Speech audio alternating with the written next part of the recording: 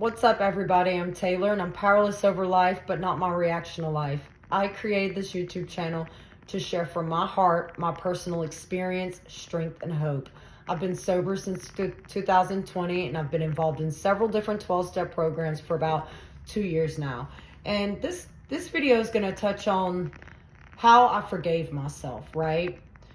First off, I want to say that I've been in and out of 12-step programs for about 10 years. And I would hear terms like forgiveness, self-love, acceptance, like all these words were very unfamiliar. And it took me quite some time to understand what they actually meant. I didn't grow up in an environment where these words were just always being interchangeable. So as an adult, I've had to teach myself all of these things. I've had to reprogram my mind. I've had to learn new habits to replace the unhealthy habits. It's been a lot of inner work and a lot of hard work. So it didn't just come naturally to me. I had to work really hard for it. So in 12-step programs, they have steps 1 through 12. And the steps are in order for a very good reason. And something that I would do all the other times I came in the programs is that I wouldn't take the suggestions. I was in a rush. I wanted to get it done, and I really wasn't doing the things that I have been doing for the past 2 years. So I was in a completely different place all the last times I came into the program. I wasn't quite willing yet. I tried to change for my kids. I tried to change for my spouse because I couldn't find the willingness to change for myself. I was so broken. I felt like I didn't deserve to be happy. Right? I didn't deserve what those people in 12-step programs had. I thought I wasn't good enough for that. I felt like I deserved everything that was happening to me because I created my own chaos. And that's the thing. They talk about in step 4 in 12-step programs, and I started off in Alcoholics Anonymous. So step 4 is a written inventory. It's writing down basically everything a person's ever done their entire life that they can think of. And there's a couple sections to it. There's the resentment section, the fears, the sex conduct, and the harms done to others and ourselves. And so the thing about this 4-step is that it took me 10 years to finally go through with completing it. And the reason is because I would rush through steps 1 through 3 thinking I had it, which I really didn't. I wasn't following any of the suggestions. I was just like not doing what I was supposed to be doing. But I would get to the 4-step and it would scare me, and I would allow fear to control me, and I would find some excuse, some justification to just stop attending meetings, right? To just give up, because it was easier for me to run than it was for me to face what I had done and for me to take responsibility for the pain that I had caused on myself and my loved ones. And the reason it was easier for me to run is because I was very familiar with running from myself and avoiding myself my whole life. I was in active addiction for 15 years. That was one of my main coping mechanisms. Addiction was the only tool I had to cope with pain. I didn't have any tools. I didn't have people who could guide me and show me how to come out of that, how to heal, how to be a better version of myself. And I needed that. And I found that, what I'm talking about, in the fellowship of 12-step programs. I use these fellowships and these 12-step programs as a tool. Every 12-step program I go to, they're not in competition with each other. It's just a tool that I can use to apply to different areas of my life, And so I had to be willing to learn from other people and follow in the footsteps of others, right? That had what I wanted. So step 4 was really hard for me. It was really hard. I did complete it this time around, and during my 4-step, I started feeling all these different emotions, hate, guilt, shame, disgust, embarrassment. Anger was my main emotion because my whole life I was used to turning my sadness into anger as a coping mechanism. You know, it was easier to be angry than it was for me to just cry when I was sad or just admit that I was sad. It was like an ego thing, you know? And I just had to be like the tough chick, right? Don't mess with me, you know? That was a coping mechanism. So this time around in 12-step programs, I had a solid support system, okay? And I utilized my tools. And the suggestions that people suggested to me, I couldn't just do that suggestion once.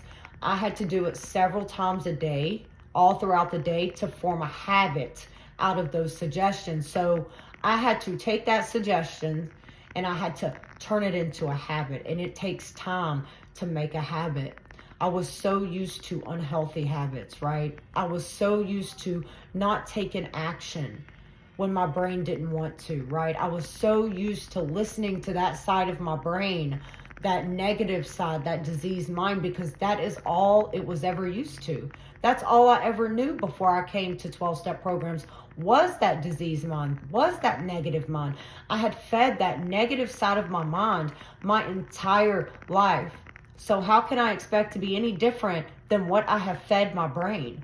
So the more I started feeding my brain with recovery, 12-step meetings, self-development exercises, reading as many books as I could read, research, I had to start filling my mind with those types of things if I wanted to be better, if I wanted to think differently than what I was thinking. I had to take action, and I had to do what my brain didn't want to do, because deep in my heart, I knew it was going to benefit me. And the more I did that, the easier it became and the more natural it became. And now I don't have to work as hard as I had to do the first 6 months in recovery. I really don't. Now it's more of maintenance. But to circle back, like I was saying, is step 4, I had to allow myself to be thoroughly honest and write down these things that I had done, that I had held in my whole life. The guilt, the shame, the resentment, the disgust, the embarrassment, all of those emotions. I had to allow myself to feel these emotions without judgment, without criticizing myself. And something I did during my 4-step is that, because it took months. It took a while for me to actually complete the whole entire thing. So for those couple of months, I was a complete roller coaster, ups and downs, ups and downs. And when I wanted to be angry, I had to just realize, Taylor, you're not angry, you're sad. You're sad at the choices that you have chose to make. And I had to grieve over that. And I had to cry when I wanted to cry. I had to be willing to be vulnerable with people and talk about how I was feeling in a respectful, honest way, because I realized I cannot do this alone. I tried for 10 years to do the self-development stuff, to read all the things I could do and study all the things I could do, and it was never enough for me. I was missing something, and I was missing healing myself. So step 4 is the most important step in 12-step programs, because I get everything out my head. I'm writing it down honestly on paper. And then step 5 is reading that 4-step to somebody, right?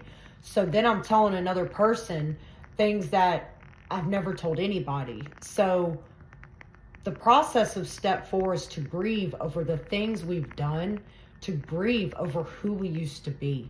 And I had to grieve over my addiction. I had to grieve over the choices that I made. And there were times where I would be screaming at the top of my lungs, just so angry and filled with pain. And I had to allow myself to feel those emotions. And like I said, I had ran from myself my whole life. I dismissed myself. I avoided. I ignored. I would do everything that I could do to escape feeling these emotions. But the funny thing is that a couple months of me feeling these emotions and processing it, and I mean truly allowing myself to process it, and not run from my emotions, they went away. And I have not felt those emotions again. And that's the thing that people don't realize. If we allow ourselves to feel those emotions, right, without judgment and without criticism, they will not come back. If we truly allow ourselves to grieve those emotions, at least in my experience, those emotions that I felt from my past, for the choices that I had made, I have truly learned to forgive myself.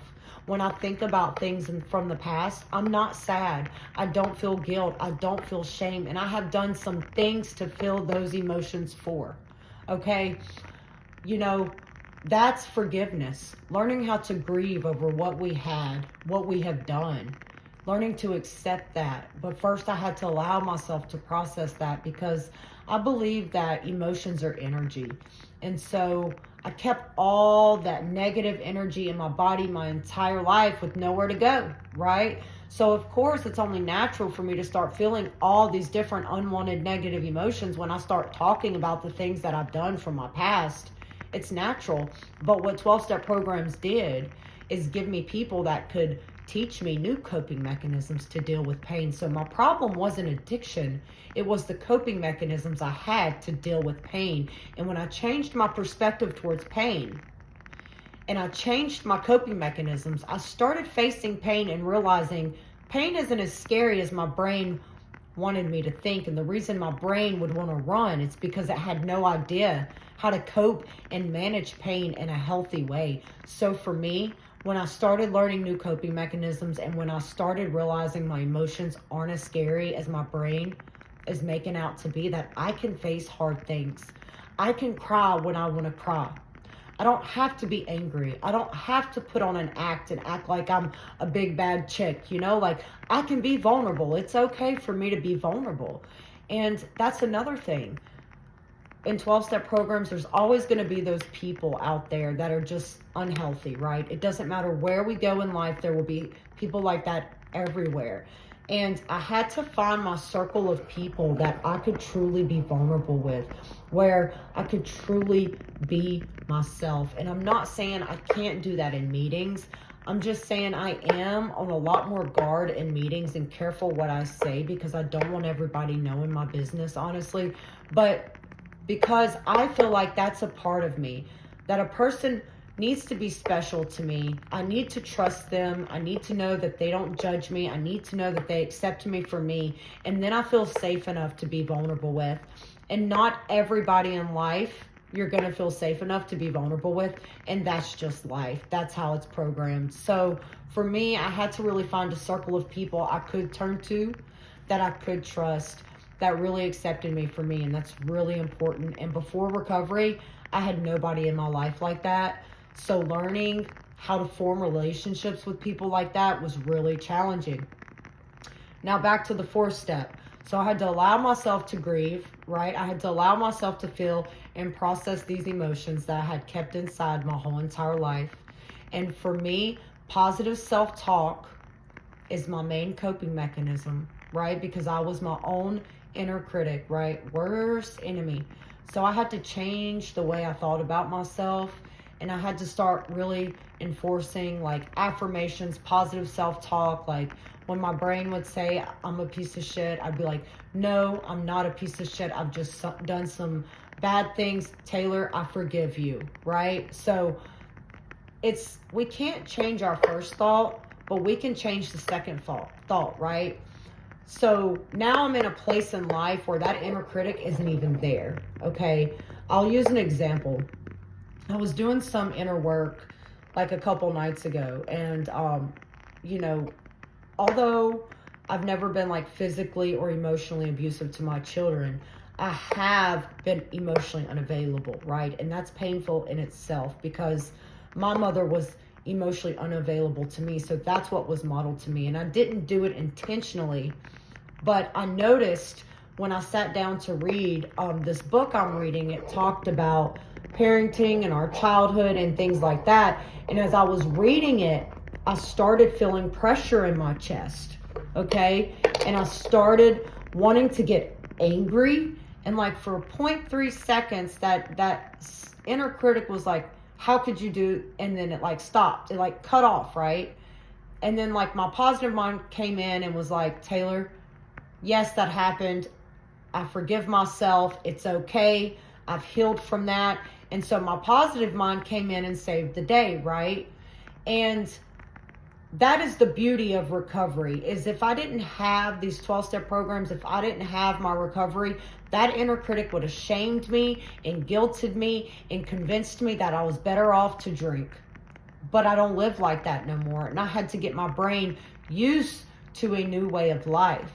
I had to do a lot of things in the beginning of recovery that my brain didn't want to do because I knew it would be beneficial. So step 4 for me was life-changing. It allowed me to take responsibility for the choices that I chose to make that brought harm on myself and other people without feeling shame, resentment, and guilt. That I have found true forgiveness for what I have done. And I can take responsibility for things now when I'm wrong, right?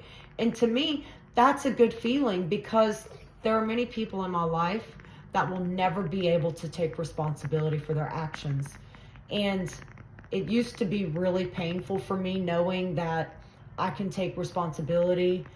If I can take responsibility, then why can't other people? And a long time ago, I realized it's because they don't have the tools and the coping mechanisms to deal with the pain that comes along with taking responsibility. And because that's exactly who I was. It was too painful for me to take responsibility. And it was easier to blame people or blame a God I didn't believe in. It was easier to blame everybody else for my pain than it was for me to take responsibility. So the first step in forgiveness is learning to take responsibility and accepting that we have made the choices we made and the past is in the past. Us ruminating and obsessing about it and beating ourselves up, we're only punishing ourselves. Why should a person continue to live that way when there is another way to live? And I was one of those people. I was broken before I came into 12-step programs. And there are even things in meetings and that people will say that they have done that they are really upset about and they feel shame about. And the things that they're talking about is the things that I've done. And I don't have to feel shame. I don't have to feel guilt because I've truly forgiven myself. So when I hear people like that sharing meetings, it reminds me of how hard I've worked to get to where I am today. It's a journey. It's a process. You know, we've lived a certain way our whole entire lives. We can't expect to be changed overnight. And that's why people give up. At least that's why I gave up all those times trying 12-step programs in and out. It's because I didn't think it would work for me. And the reason is I didn't give it time to work because I wanted instant gratification. And that's just not going to happen. So these programs have really taught me how to love myself, show up for me, and take responsibility, and learned to forgive myself. So I hope this video is beneficial to anybody. I'm really grateful for my subscribers. Another video is coming up soon. Take care.